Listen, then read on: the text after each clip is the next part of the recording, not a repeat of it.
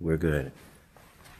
We got It's good, Facebook Live. We are back after a quick, I'm not going to call it commercial, but we broke up the episodes just so we had so much to talk about. Well, and we can get some commercials if you want to sponsor us. Right. The little segments Indeed. We're in there. Reach out to us.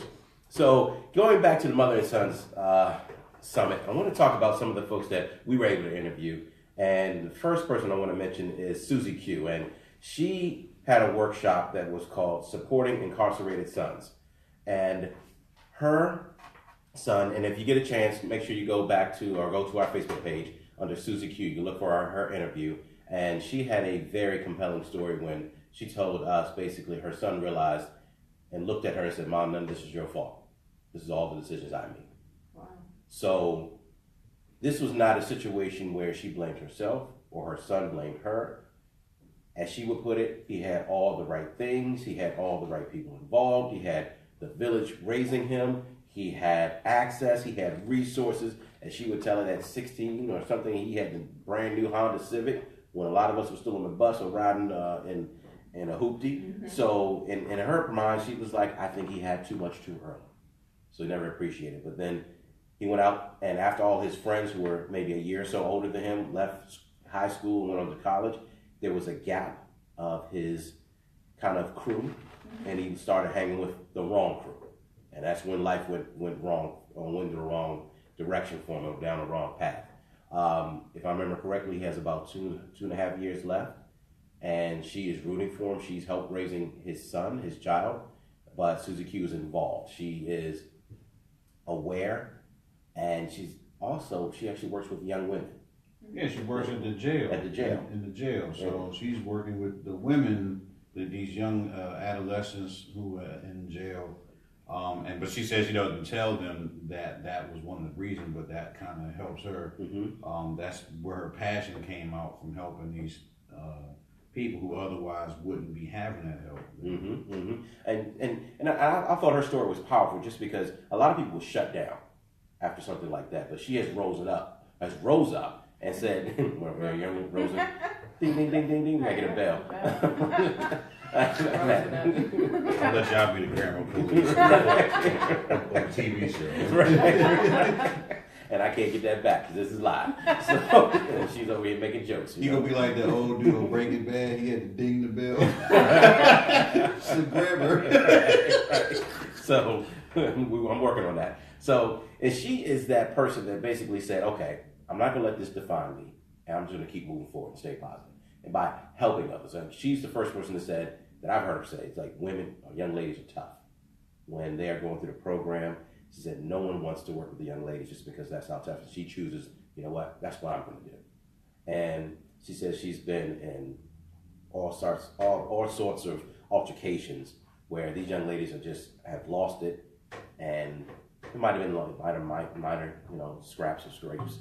And they were like, "Oh no, Miss Q, I did that to you." And she's like, "Don't worry about it. Whatever happened can be fixed. It's not broken forever. I'm okay." I can't believe I did that. And you're talking about these young ladies are just having a moment, losing it, and not even remembering who they took it out on. So this is who she's chosen to work with, which I commend her on that. So Ms. Susie Q, I want to thank you very much, okay? Another brother I want to make sure I mention that, and I had a chance to talk to him, or Kevin, you might have been around for that, Mr. Dalton Beckles. And his workshop was on leverage to win. And the workshop included candid conversations about key relationships, mothers, faith, and friends. And his big thing was making sure that with the relationships, there are a lot of times where men are upset and mad at women, and they don't even know why. He said a lot of times it starts with the mother. Yeah. And it wasn't that, and they love their mother. And it wasn't that their mother wasn't nurturing to them. It was what they saw from their mother from other people. So if the mother was dating someone else, they were acting a certain way with that particular gentleman. And now she was perfectly fine with him, or with her son, but that son then portrays and takes away how he sees how she's being perceived out in the street and takes that to the street. So now all of a sudden you have this young man out here mad at women and not even realizing why, because of how he portrayed his mother being seen out in the street or how people treated her. So it was just like Juwan has to say goodbye to us. Oh, okay. I'm gonna leave my card. So I have to go. I have one more meeting and the phone conference. But I'll leave my card and then thank you. Thank you for joining. Thank you very much. Man, I appreciate you coming by. Appreciate you, brother.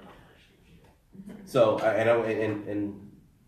Dalton actually has a book out called Leverage to Win. So if you get a chance, make sure you go look that up. And last but not least, let me make sure I got him here. Somebody wanted to make sure. Miss Ebony G, she talked about creating healthy relationships inside and out.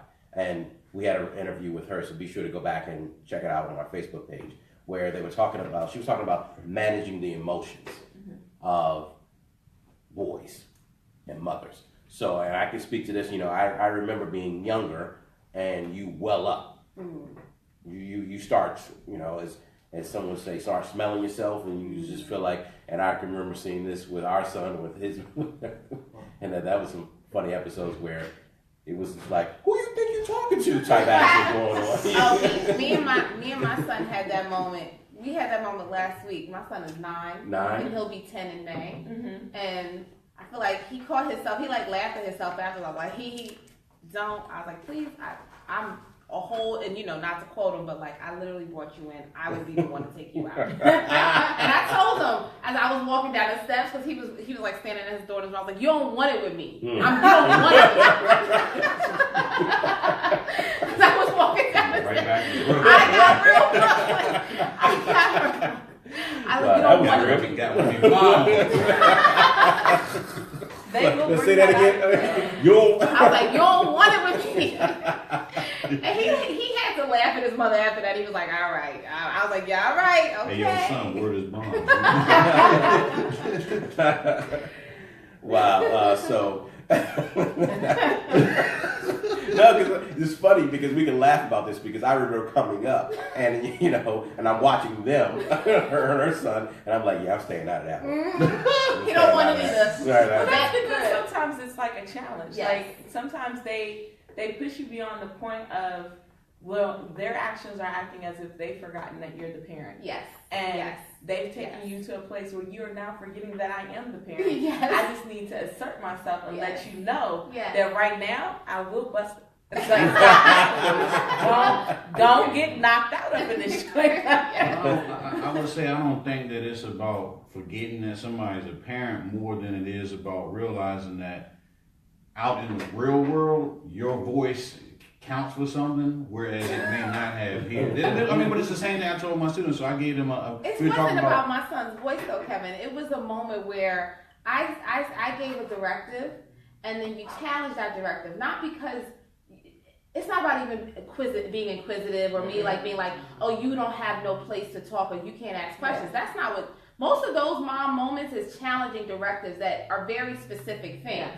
And you're challenging my authority. Now we can talk about anything. My son and I talk about almost everything we talk about, but you will not challenge my authority when I give you a clear directive.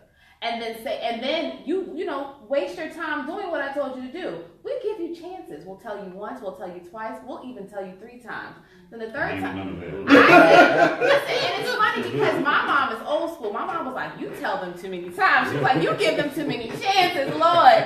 But I'm trying to do my parenting a little bit different. But my mother's name is Shirley. She got an old name. But then, but then Shirley come out after the 3rd time, like, now see, I done told you 3 times. Go through the transformation. Now I told you 3 times. How many times? Okay. Right, now Shirley has to come out. But it's for me, it's definitely not about silencing my kids. It's more about creating respect, right? And especially for authority as well. And that is a skill that I think transcends no matter what. If I give you a directive. That's where it's going to get taught more at home. Well, I mean, that's what you're going to deal with. They have a voice that matters outside as well as inside. It does. It's just that it's about timing. Exactly. Like right now is not the time for your side comments. It is what I said, and that's where it needs to stop. And just like that, I've had to tell him at times, like, shut up. Like don't say nothing else. Hey, again, we're talking about mothers and sons, okay?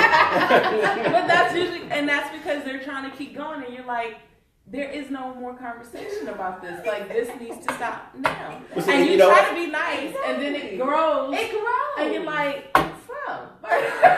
And look, I'm in the background. See, you let him talk too much. Let him See? talk too much. Let him talk too much, right? See? That's on you, right? I'd have nipped that in the bud. That's right. It's just way too much. So, I mean, but again, and that's what I loved about the mother and sons, because they had this open, the summit, because they had these open conversations like this and they had the mothers on one side, the sons on the other side, and they were talking and going back and forth saying, do you realize how this makes your mother feel when you do X, Y, Z? And that's an important dynamic as well. And vice versa. Mothers, do you understand how your sons feel? Because in a lot of cases, and a gentleman brought this up, they are trying to be kings because they're being put in a position. So when we started off, it's funny because there's a difference in opinions on whether you should be called. I like to call, if they are still at home, they princes. Because they haven't deserved to become a king yet. Just because they're not paying for anything yet. And that's just me, because I'm still the king in this household. You know? Right. Condom, man. So, I mean, but the other thing is that you are, in some cases, being forced to be older than you really need to be. Because they're trying to take care of mama and the household. So it becomes this conflict of, all right, wait a minute, you want me to be an adult here, but now you're trying to tell me what to do, and it becomes this thing where this doesn't make sense anymore. This is not fitting because the role is changing. It's not just about, as a mother, taking care of her son, but the son is trying to help take care of a mother because there's a space missing in there. And that's where the conversations really need to be most affected, because it is in the moment you're telling your child to stop back talking you because you're telling them to do something, and that's direct. I don't think that the connection is made where it's like, I understand that there are times where you're going to have to, think about, okay, for me, like my parents, my pops told me not joining gangs and stuff like that. So there was a time outside of the home where my parents couldn't tell me what to think or how to process, where I had to say no to things. Or that started by saying no to something. Well, honestly, I don't think I said no that much. I think my sister got the benefit of back talk. I don't think I got any back talk. I've been slapped in the next week quite a few times. That's probably why my soul is older than my body. My sister got them benefits, and I'd be sitting there, I'm like, did she say that? Y'all gonna let that go? Right. They tired by that second child. I've seen that from being the oldest. Like, my folks got tired. It was just, man, look, just unless it was just so off course. I think it was the gender. Well, I think also it goes back into sometimes like the guy who said, apologized to his mother and said, Mom, these are my choices. I think that a lot of times some choices, like your child's life may not be built as such, meaning that they're being raised to want to make those choices because you're like, I never taught you that. I never exposed you to that. I gave you the best of everything to make sure you didn't have to make those choices. But yet sometimes, and still they do. And as a parent, a lot of times you're like, I got nothing. I don't even know where any of that is coming from because that's not what I exposed you to. That's not what I showed you, but that's what you're choosing. So we got to deal. We got to figure out how to, steer the ship back the right way. And the other thing with boys is, especially when it comes to moms, is you have this person who wants to grow up and assert themselves as a young man because out in the world, they're boys, they're friends, and the world sees them as a young man, whereas you're still living under my roof, on my tab, and on my dime. So you are still you got on. Right. You know what I mean? Shoes. Right. Or even if I didn't buy the shoes, you were able to buy the shoes because I'm covering everything else. You know what I mean? So sometimes they still have that headbutt because they feel like, well, I'm grown, and I'm like, well, if you're grown, then homie. Yeah, There's the door. You know how you can go handle it on that way. It's funny now. I'm glad you brought that up. I'm sorry. Go ahead. Well, I was going. You're probably you probably the better transition. So there are a lot of times where, and I'm glad you made that statement, where it's like, hey, look, if you don't like the rules, there's the door. But I don't subscribe to that though. When I say that, no. I can tell you, she's never do that. I understand what you're trying to say. It's a level of respecting, and there's a way for your child to illustrate, to demonstrate, to have the conversation with you about how we can change those rules or make those rules or accommodate them differently, because now I'm a different age, I'm at a different stage. I may not be financially equipped to live on my own, but I'm still an adult. So I would like to live with you, mom or dad, but can we work out a better way to, we're in a new phase. Right. And so with the new phase, we have to have a new frame of how we are engaging with each other. Yeah. So when I was 18, maybe my curfew was midnight. Okay, mom, now I'm 22. Like, my curfew cannot be midnight, mom. Like, can't come be locking on. the door on me. Like, right. Locking that screen door. And kicking me out and kicking me out is not necessarily the answer either, because I can't really afford to live completely by myself. I'm going to end up in financial distress. Yeah. And then I'm going to just be coming back anyway. Right. So, like, how do we work this out so that you don't feel disrespected and I still feel like I am able to be an adult as well? But I mean, there can't just be all gives on the parent side. And that's the thing. So, saying, hey, you can leave, the door's always open, but I'm not going to kick you out. Right. Because as a parent, you can look at your child and know whether your child is ready to be on their own. Yes. And if you know they're not, it's like, okay, I know he's not, so I'm going to, work with them. Yes. But on the same hand, you can't say that's forever. You have to. But on the same, look, he knows I'm like, my kids can live with me forever if they do. But on the same hand, it's a thing of you have to still show respect, not just to your parents, but to our household. Yes. And that's the thing that I find that as a parent is always a tug of war, because it's like, no, that's not cool in my house. It wouldn't be cool from him. It wouldn't be cool for me, and it wouldn't be cool from anybody else. So, no. As a communication professional, I strongly believe that there's something about just having really very basic conversations with people, sitting down and giving and listening. And listening to understand, not listening so that you can react, because most of us do that. We listen so that we can be ready to be on the pounce and say something really quickly, but not allowing it to digest and understanding, like you said, that person's perspective. When you do this, it makes me feel, and vice versa. And I do think that as children grow, keeping those lines of communication open are going to be key. Like I mentioned before, my son and I have a date. We go on dates. Next Friday we're going to go on a date together, just he and I, and my daughter are going to go on a date with her dad, to the fathers and sons. Shout out to Curtis Valentine. The fathers and sons, fathers and daughters, dance. Not fathers and sons, fathers and daughters dance. But during that time frame, my son and I are gonna, go on our date like we always do, and we'll talk. And I'll be like, "So what's going on at school? What's going on with your friends? Are there any girls that you like? How are you feeling?" My husband and I are in the process of divorce, and this is a very trying time. My kids have always had both of us; they still have both of us. We are co-parenting. We are living separately, so they'll spend one weekend with him, and we alternate on weekends. And we're in a particularly special situation, because for both of us, it's like co-parenting. That's all we care about, is making sure that both of our kids feel loved, and both of our kids know that they have both of their parents. Like, we're not living together, but you still have us. Still here. Equally. I'm going to go on some field trips. Dad's going to go on some field trips.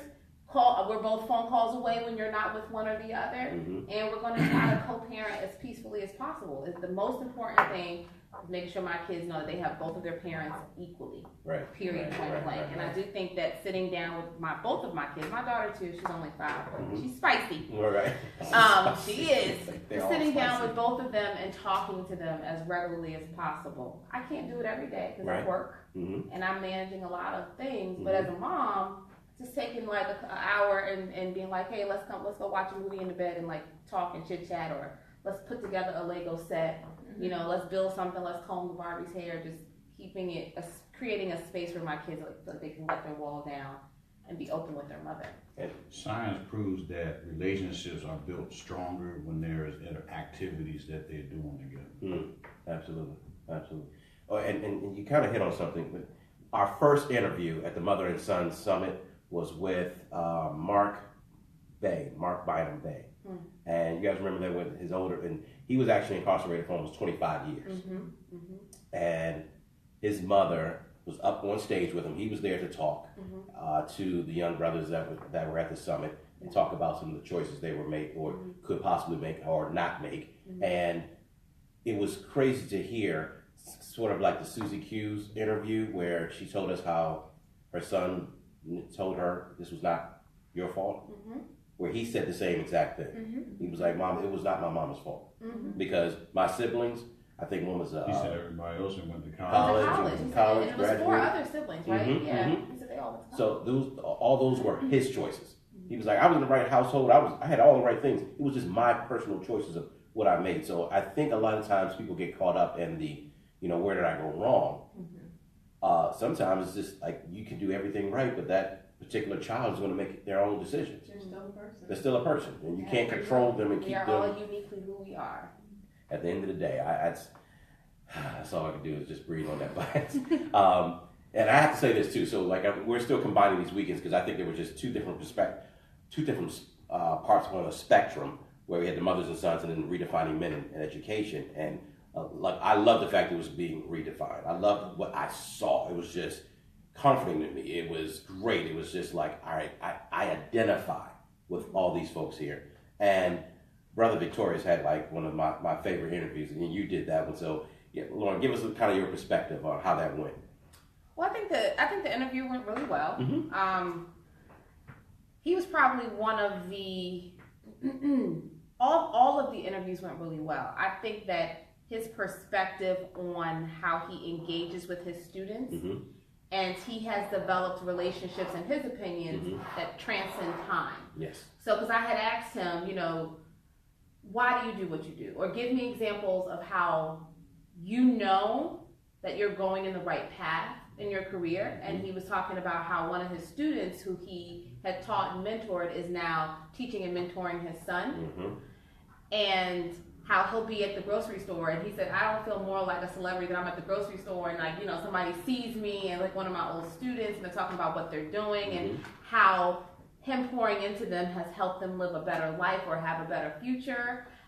So I don't know, I think particularly that interview, when he was able to give me those examples, I think that spoke really loudly to people, because I think that video did really well. But it was the message there was like, you're pouring into these men. It's not even about your career, and this is about a community thing. Yes. How we're going to change the face and the future of our community, and understanding that literally everybody is so crucial and so key to us lifting people of color up. And I say people of color because at the Cultural Divide, we like to have perspectives from, kind of think about what it means to be Black in America, but also what it means to be a minority in America, mm-hmm. right? It's a big world. It's a big world. Mm-hmm. And understanding that Black Americans, yes, have, in our own opinions, we feel like we have been the most oppressed. We feel like we've had the most charges against us. And I would argue that maybe some other minorities feel that way as well. I mean, those Indians or East Asians and, Native Americans. I mean, look, we're living on their land. So depending on what culture you come from, what race, ethnicity, and nationality you are, you could probably give us your story of your ancestors and say the same thing. Mm-hmm. But part of his message there was, how are we lifting these boys of color up? How are we changing their fate? How are we going to slash the statistics and ensure that they are living better lives and we're offering better futures to them? And a lot of that is taking accountability for your manhood, taking accountability for the role that you are playing in those young men's lives. And he was saying, 50% of the population is male. Mm-hmm. And if 50% of the population is male and 50% of the teaching population is not male, then we're not doing a good job. Right. There's a deficit there. Just like you have women and young girls looking at women, you should have men so that young men can look at men for examples as well. So that was, to me, that was the kind of the crux of it. It's just this idea of the role that you play in edifying your community and pouring back into those kids and making sure that they have somebody that they can look to and look up to. Absolutely, absolutely. I want to do a special shout out to Susie Q. Thank you for watching and tuning in. I just sent you a message. Thank you again. And it was our pleasure to share your story. It was an amazing story. All the work that you're doing with your son and also with those young ladies that you work with. So thank you for that service that you provide. We're going to kind of bring it up to a close here because I want to end it on fun note. A fun note. And Jawan is gone, so we it's can okay. talk about So let me say this first. We're going to talk about Black Panther. Spoiler alerts. Spoiler alerts. Spoiler alerts. So if you have not seen it yet, spoiler alerts, okay? Pause, okay? Pause, don't watch. We'll see you next week. Right, that's a comment. So I'm going to start off and say, the way I felt about Black Panther was I literally smiled from the beginning of the movie to the end. Yeah. I mean, my cheeks were just tired because I was actually just like, this is amazing. This is just the most amazing thing I've ever seen. And so I am a huge fan. So I'm a Marvel fan. DC, Marvel, DC's working on their stuff, but Marvel is killing it when it comes to the overall storyline, in my opinion. So I'm a comic book head. But, so let me hear from you guys. What are your thoughts? Okay, so I'm gonna be honest. Growing up, I was a DC fan. Growing up, I was a DC fan. Yes, I mean, Batman was my guy. Like, and he didn't have any special powers or elixirs or anything. I think Batman resonated with so many people because he didn't have any special powers, and it was like, if you have enough ingenuity. If you can find resources, I mean, obviously his parents were billionaires, so they're different. Right. But it was this kind of concept that, like, all you need is some kind of ingenuity, some passion. You can tap in some resources, and you can save your community. You can be a hero. So yes, growing up, Batman was my guy. However, I have always known who Black Panther was because I have two older brothers, so comic books was it, and I have and Green Lantern, the original one was black. So, but anyway, to your point, when I smiled from beginning to end as well, like, and it was of course it was because the cast was African American, but it was also because of the imagery of it all. Yeah. I mean, one of Marvel's best movies from top to bottom. Everything from the costumes, who the costume designer was an African-American lady from locally. Everything from the costumes to the sets. The sets were done at Tyler Perry Studios. Yeah. I didn't know that. Yes, they did the set at Tyler Perry Studios. The extras made it, oh my God, the lighting, the camera crew, and a lot of the camera crew and the cameramen were also people of color or Black American or African or somebody of color.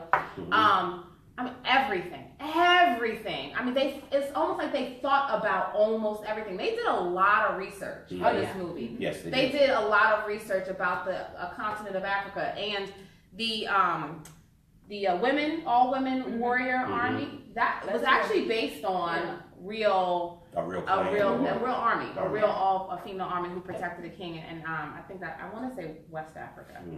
But oh my God, I don't. Where are we gonna start? Y'all want to start at the beginning when he was like, "I never freeze." Where y'all want to start? Like, I don't know where to start. He froze. And our star girl Michonne from The Walking Dead. If you got some Walking Dead fans out there. Oh man, she's amazing. So, SJ, you enjoyed it. I enjoyed it.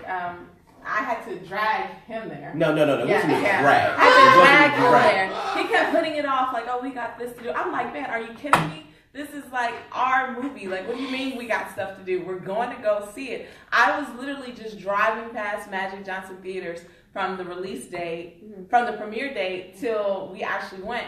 And it warmed my heart. Like, I would actually get goosebumps just to see that many people coming out and supporting at all hours. I'm talking about 10 o'clock showings, and 10 o'clock in the morning showings. Every showing was filled up.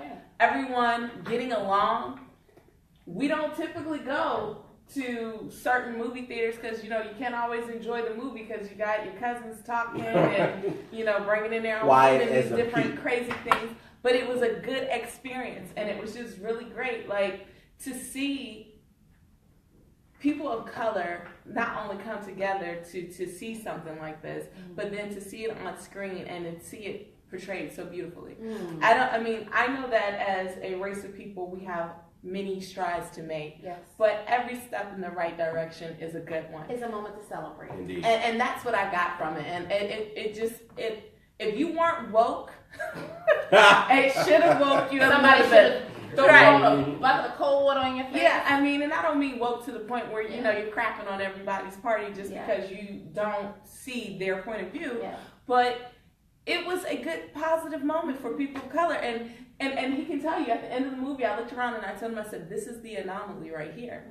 And he's like, what are you talking about? I said, not since the 60s have we been able to come together in this magnitude for something, for a cause, for peace. President Obama, maybe I have to think about that.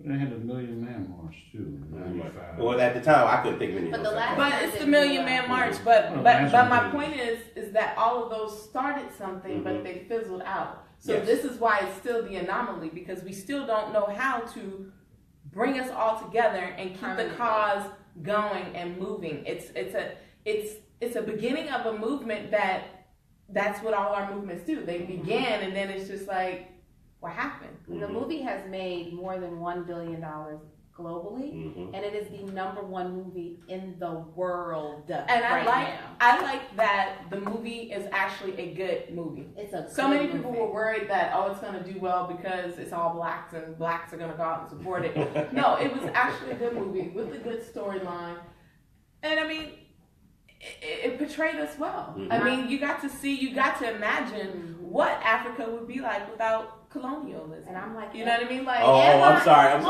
Colonizers. I love that. Colonizers. Am I Team Killmonger? I don't know. I We're gonna talk about that. So now I got Professor Kev. So Kev was not a comic book guy, and somebody had to convince him, don't go for the comic, but go for the intellectual concept behind the undertones of the social adversities. So Kev, tell us what you thought, how you felt. Nah, this is what it is. I grew up watching X-Men on TV. I didn't buy comic books. I liked the Ghost Rider comics. And I liked the ones that was predominantly Wolverines. That was my favorite on the X-Men side. And then I liked Magneto on the inverse side. And it wasn't until I got old I realized that Stan Lee created Magneto and Professor X in the image of two civil rights leaders of that time period. So that was Martin Luther King and then Malcolm X, respectively. So that was an interesting dynamic that I learned as an adult. When it comes to watching Marvel and DC comic movies, I really just wait for them to come on video because they come out every 3 weeks. I did see Deadpool. That was the last one. And then the X-Men with the Apocalypse, because I always was interested in this Apocalypse character, which I think they did bad, but he literally means the first. And so if you think about it in these perspectives where you got this X-Men is the first, and you talk about him coming from Africa, you know the story of Apocalypse. He came from Africa, right? He's the first mutant, the first person, and Stan Lee kind of adds on to that by having these other later mutants who are of the same genre of that civil rights era. This whole story kind of plays out. It seems to be talking about us, and so it's kind of they're all white now. Look at them. Right. Yeah, but you got to think about. But in the time period that these were being made, it was hard enough to get black people. I mean, you couldn't get black. I mean, you just know that in our society, it was not a structure where you could have 10,000 black superheroes and everybody be okay with that. Well, it's funny you said that. So Jack, I think it was Stan Lee's partner, Jack Kirby. I can't remember, but Stan Lee's partner basically said he purposely drew the Black Panther originally with the mouth open, so you knew he was black. Exactly. But the higher ups didn't think it was going to sell, so they had the colorist color it in to make sure it was all black, so you couldn't see. And that's the same way with Spider-Man. He created fully clothed so that anybody could envision themselves being Spider-Man. So anyway, with the Black Panther, well, you didn't agree to that? Please, I want to hear what because if you say don't say it. Go ahead. I don't know what you're going to say. I'm hoping you won't say anything crazy. I'm going to make the dissenter's opinion, but so I was going to an event and I just randomly me trying to get out of my zone and talk to people. So I randomly talked to another guy, older guy. Inadvertent, or as ironic as it is, his name was also Kevin. And so we was talking. Yeah, so we was talking, and he was talking about had I seen Black Panther. I said no, I wasn't really going to go see it. It wasn't nothing against the film or premise. It's just with the Marvel movies, I was like, I'll just wait till they, if it's something good, I'll watch it on DVD or something. So he was talking to me about that relationship of. I don't even like using this dude's name, Eric, the Michael B. Jordan's character. Yeah, I'm just going to call him because we don't even need the moniker, because the white guy that was talking about him said his name so quickly I couldn't even catch it, and then for the rest of the show he's being negatively stated as Killmonger. Michael B. Jordan. You know what I'm saying? Think about Malcolm X always had a negative connotation. I want you to land your plane, Kevin. What did you think about the movie? You talked about 20 minutes. I'm giving you back to it, I can't just say my thought is not behind it. I'm sorry. All right. So, given the fact that I wasn't going to go see it in a movie theater, but I was only told, given this perspective and how Michael B. Jordan's character was portrayed as an anti-hero in the movie, and how a lot of people, he felt, this older guy who also he was an educated person, he was been a guidance counselor for years, and so he was talking about that difference of perception about it. He said, when you see it, you'll understand. He said, because to me, it seemed like the Michael B. Jordan character was encapsulating the Black American experience versus the T'Challa and the Wakanda being the Africans who are good to go, they got everything, and now this is a Black. So that's the only reason I went to see it, because I wanted to see that varying perspective. Okay. So movies are movies to me. I mean, I can kind of tell when movies suck, but I don't, a good movie's a good movie. I would say, just to start it off, I think that it was a decent movie for what it was worth. I mean, but it is a comic book, so I didn't play too much into, everybody done bought some dashikis and they're going out to watch the movie. That's great and good, but I think there have been way more. Spike Lee should do a 26-year anniversary of Malcolm X and see how many dashikis and everything that come out to see that again. But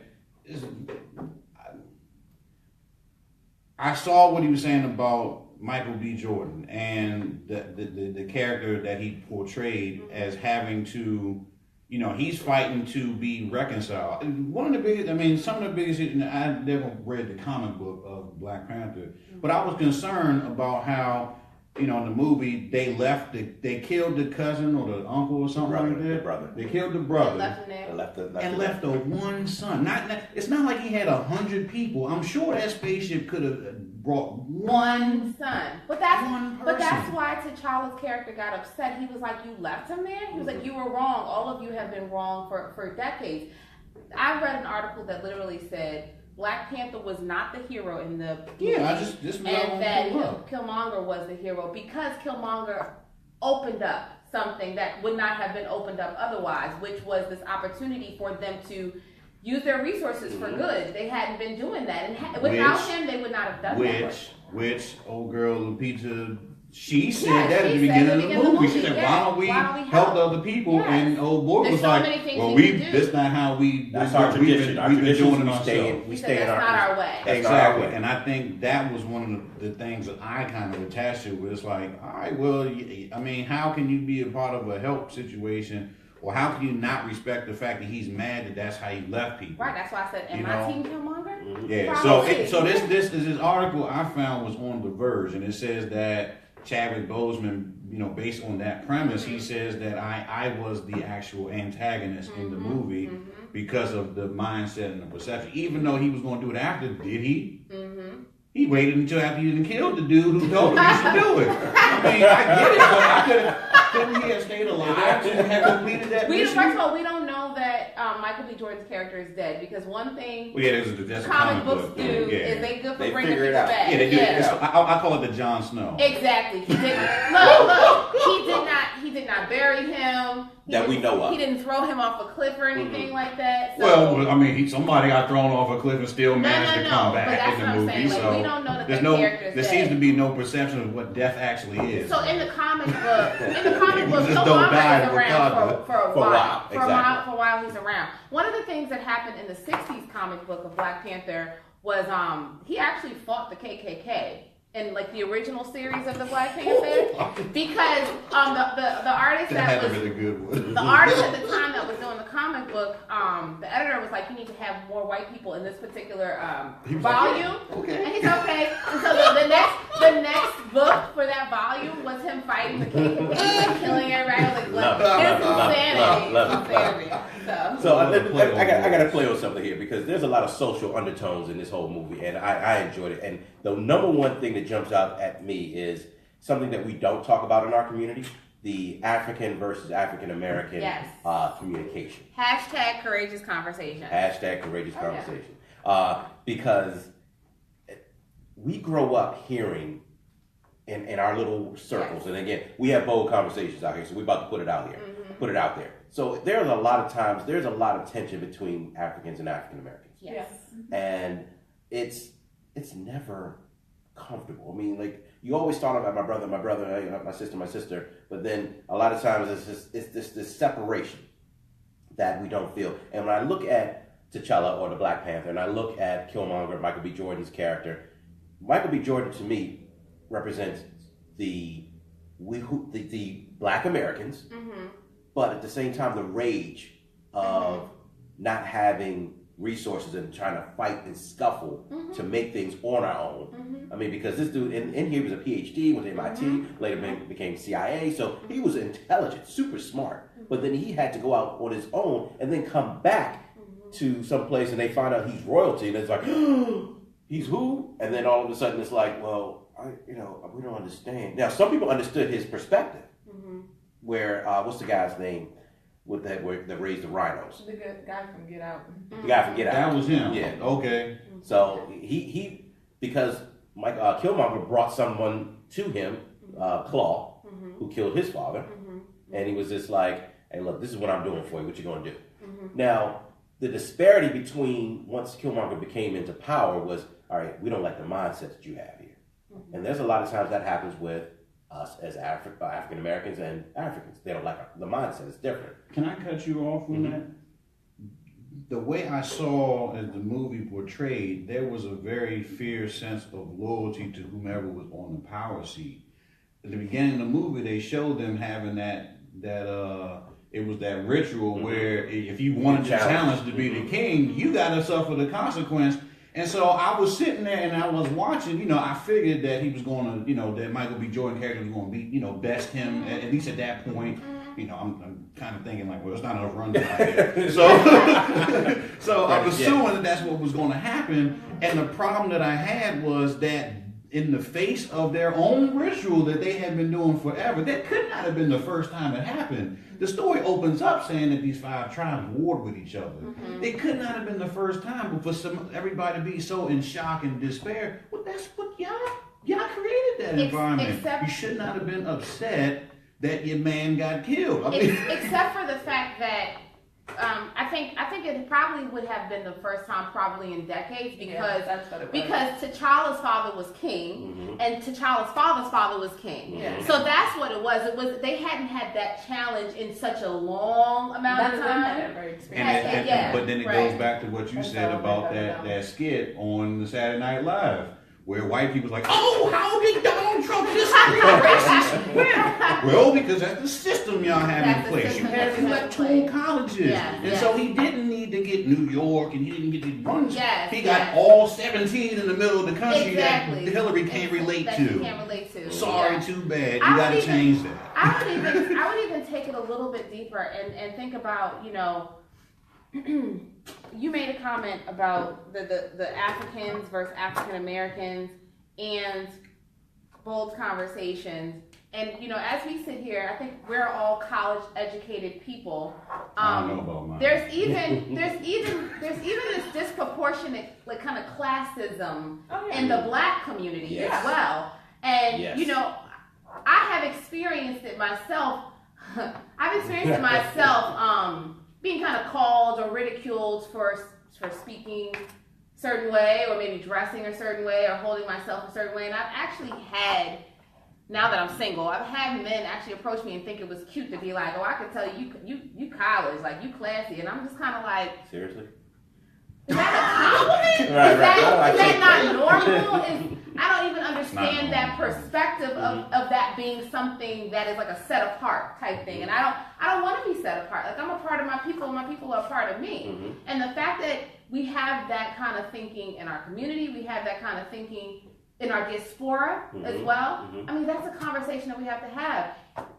We are not going to ever be able to make the kinds of change and the kind of advances that we need to make if we are continuing to be separatists. It's just the reality of the situation. Jay-Z talked about it in 444, about mirroring at the Jewish community. Jewish people hiring Jewish people and Asian people hiring Asian people. Like, we just cannot make those kind of advances. So courageous conversations, the crabs in the barrel theory. Yeah.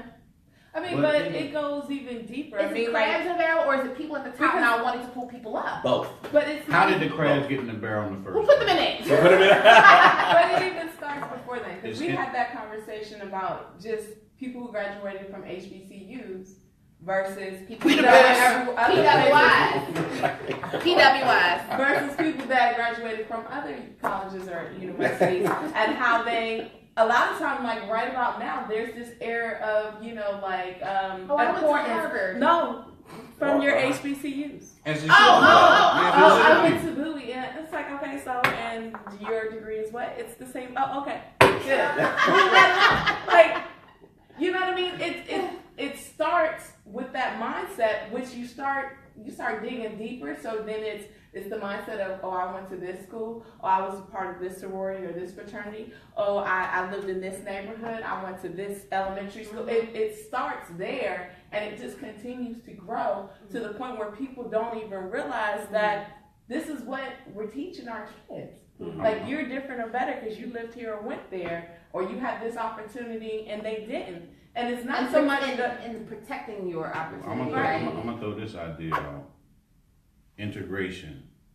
Oh, Integration is what stopped that black progressiveness. When you think about even the first terrorist attack that killed over 300 people, you talk about Tulsa, Oklahoma, and then you talk about other places. Then that was in 1920. So this is not even these people are maybe a generation removed from actual slavery, and they created a community that thrived without the influence of.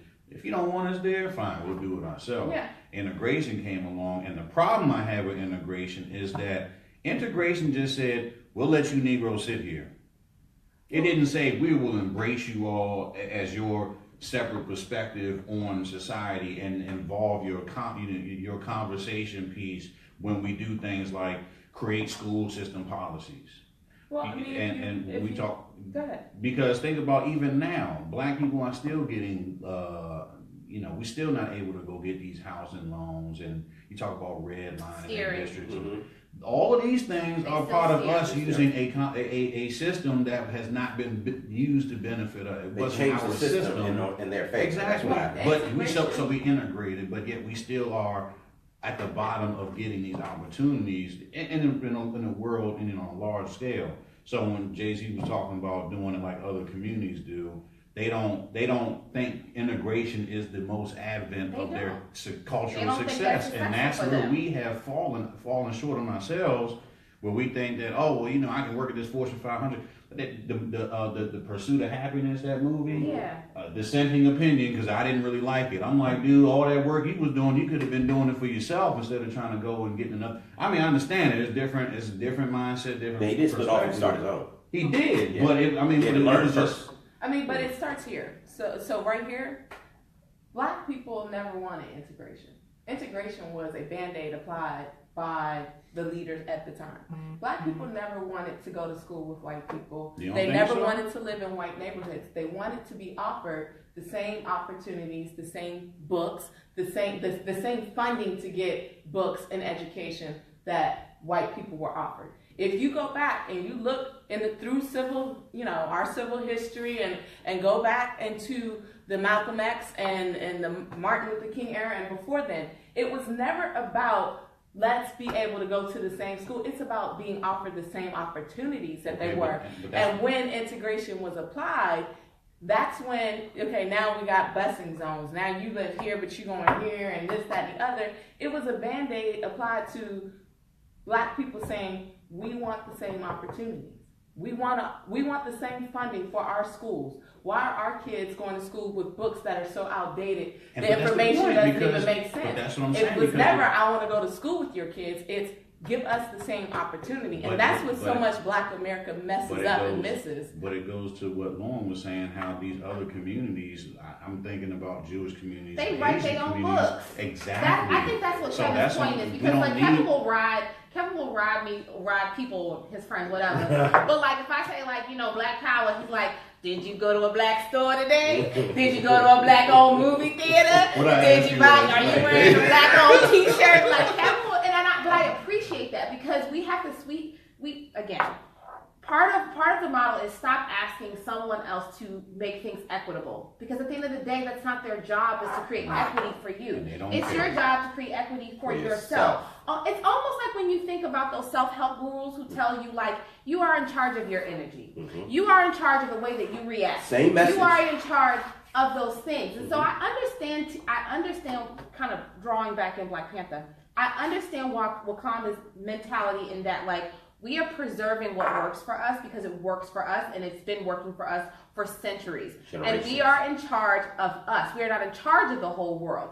However, there is a responsibility that you have to the people who look like you. That's what Michael B. Jordan was saying to T'Challa. What about the rest of us who look just like you? It's billions of us around the world who look just like you. But then you're leaning towards the side of doing what white people have been doing, which is only helping people who look like you. So I'm not necessarily, it's a balance. I'm not necessarily saying only help people who look like you and only care about people who look like you. That doesn't create an equitable world. Okay, but think about this though. But at the same time, it is your responsibility to do well in your community. So if they don't have good books, and you know someone who is a professor of economics at such and such, work with them to write the book. Encourage them to get involved in that process. How did they get a part of that school system? And that's the part that I was going to not add on to because you just made your point. But think about how, okay, so for example, referencing the Jewish community again, when they have to go to discussions of societal formations, they can come with a gamut, not just of people, but of resources because they get it in their own community. So when it comes to, you know, they'll have an entire block of voters. Yes, they will. And they'll just say, well, we don't agree with this. This ain't working for us. You got the CBC, the Black Caucuses and such, and whatever. Everybody's got their own, you know, a lot of times they have their own personal, their own personal affiliations and things, and so we never can get along or have one unit. And I understand that we're not always going to have the same voice in those situations, but when you start keeping things in your community, it's as simple as like with Jewish people, they got the synagogue. And in the synagogue, they say, oh, well, you need to go to the doctor, talk to him over there. If you need to get a car, you talk to them over there. They are school teachers. They use their religious source to then they buy the homes in the community and then they sell them to the people who are in their synagogue and they take over basically the higher interest rates and give them low interest rates. But you cannot have this conversation about the Black community without recognizing all of everything that has come with it. Yes. The system that has separated, the separatism. Yes. The system was never designed for us. Exactly. Okay, so you can't say, well, it's just as simple as, you know,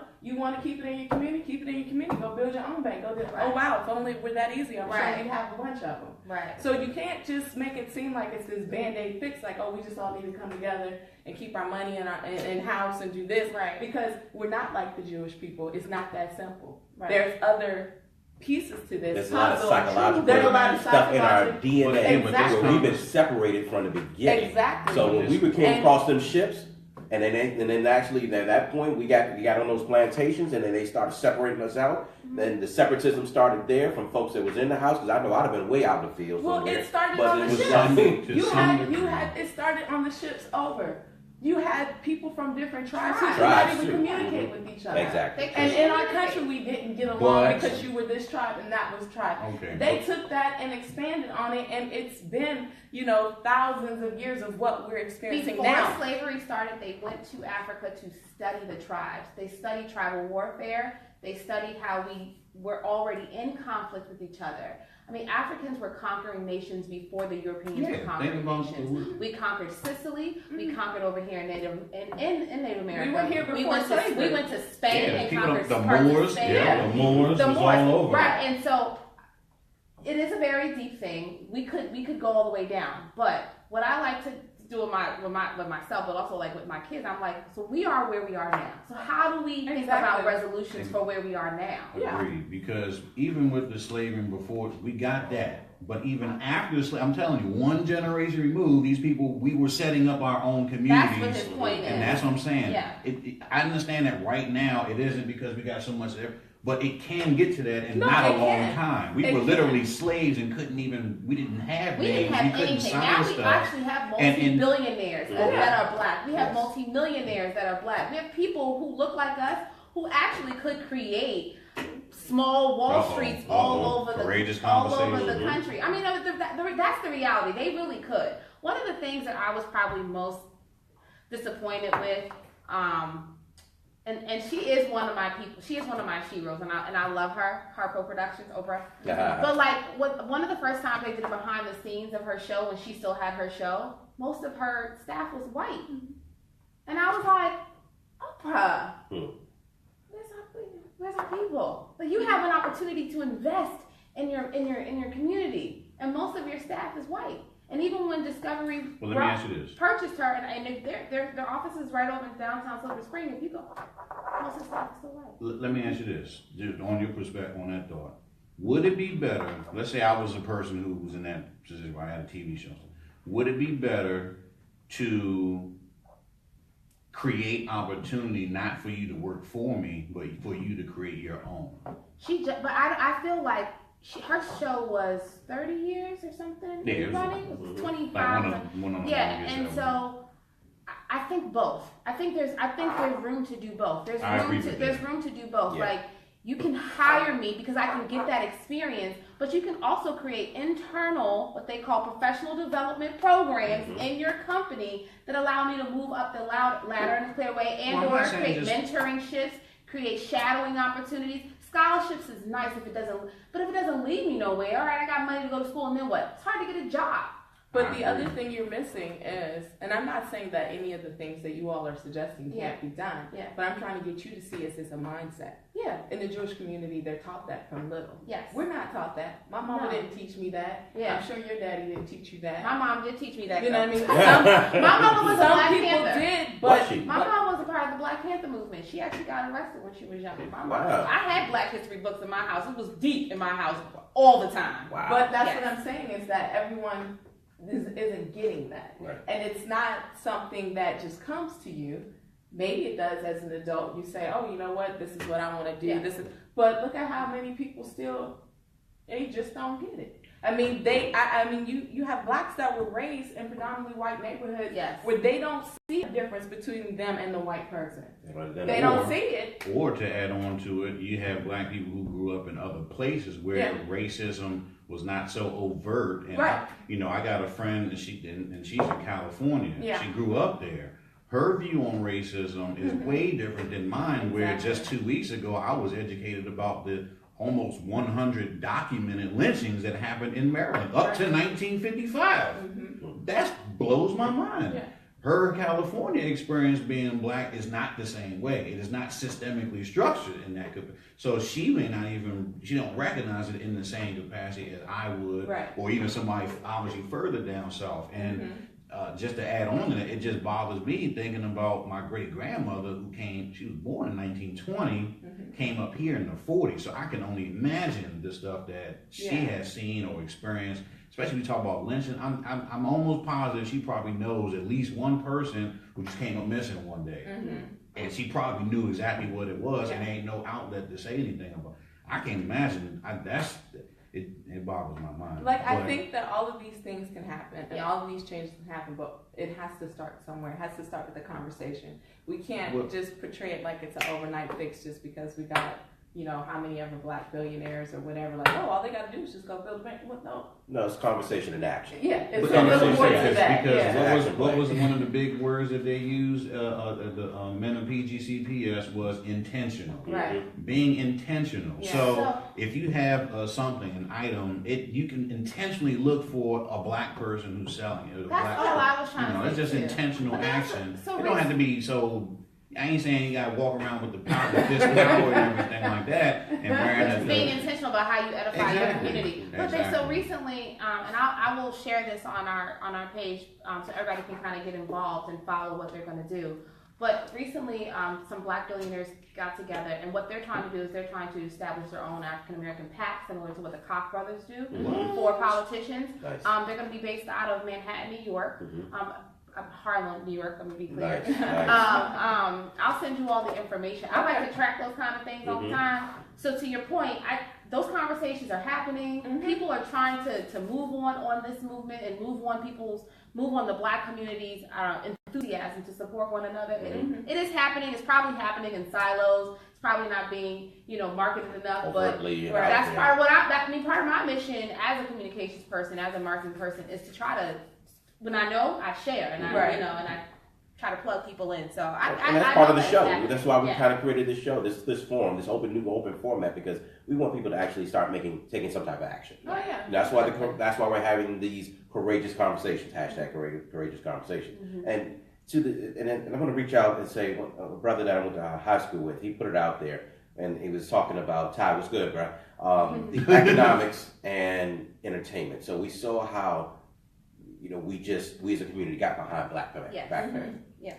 And someone raised the point, well, what about if you're going to take, let's say you spend $50 going to the movies, what would you do? Would you take that same $50 every month and start investing in some type of ex-Black something? Portfolio. And start building it. And I'm like, yes, that can absolutely be done. But a lot of times the resources aren't there or the direction is not there. I think a lot of times, I agree. Because sometimes people don't know what they don't know. They don't know. And then there's also, I want to say this, and because we don't have a database where you can specifically say, hey, this is the Black, even some, like, if you go up to the store, you'd have to ask if they're Black owned. You can't just put it out there because it's so PC now. It's like, oh, they're being racist. And all these white people complaining.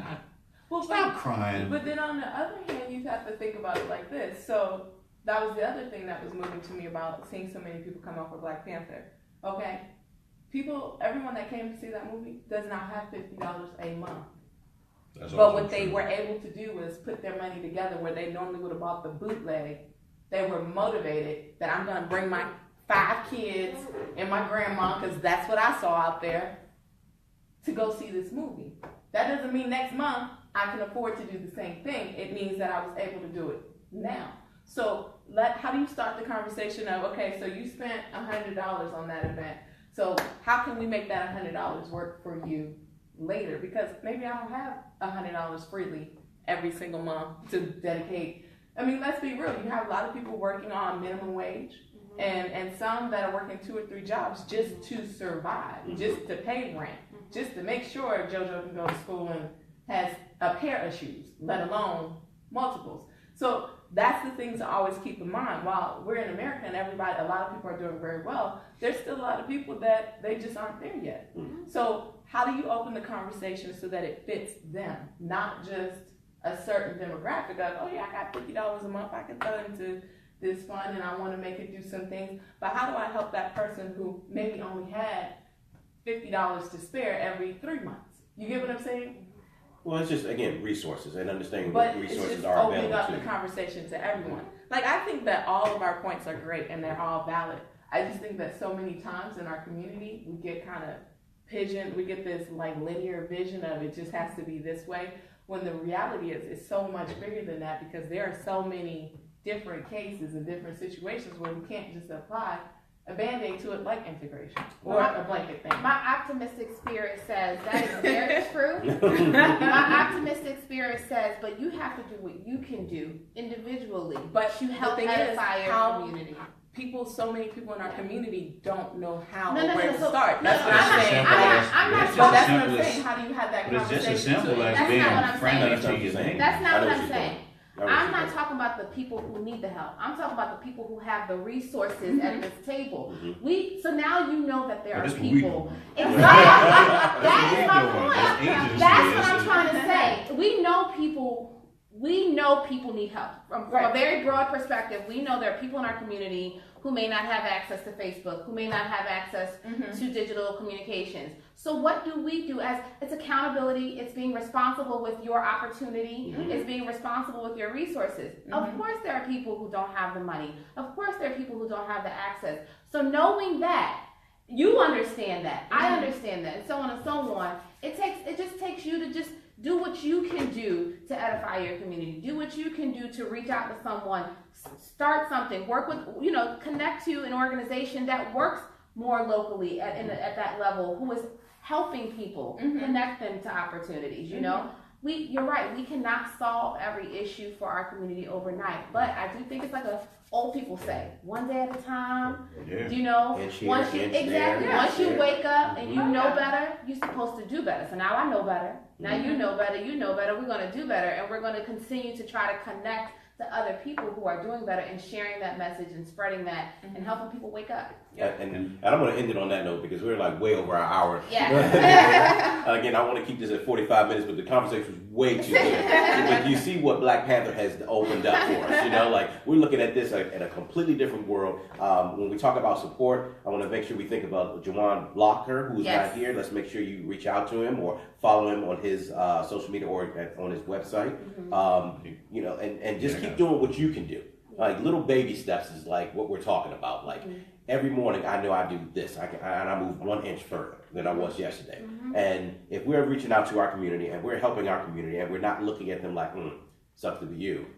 That's the problem. That's the mentality we're talking about where I can't help. Well, it's not my problem, so I'm not going to help. Yes, it is your responsibility. If you've gotten that one leg up, help somebody else up. I mean, that's what we're missing. That's the anomaly that we're talking about when you get behind a Black Panther, when you get behind a movement, and that's what we're starting here. Facebook Live, we want to thank you very much for tuning in again. Not sure if we're going to do a show next week or not. We're going to figure it out just because we did 2 shows back to back. But it was a great conversation. We haven't been in front of you in quite some time collectively like this. So again, this is our new format. This is a new way of new year, new way of doing things. We're going to be out in the community. I think we may be covering the fathers and daughters. Jeez, all these combinations. Dance, because I might be there with my baby girl. Yes. So we look forward to hearing from you and seeing you, and thanks again for tuning in. We appreciate you. KB, I got your sweaty on, man. Your hoodie. Sweaty.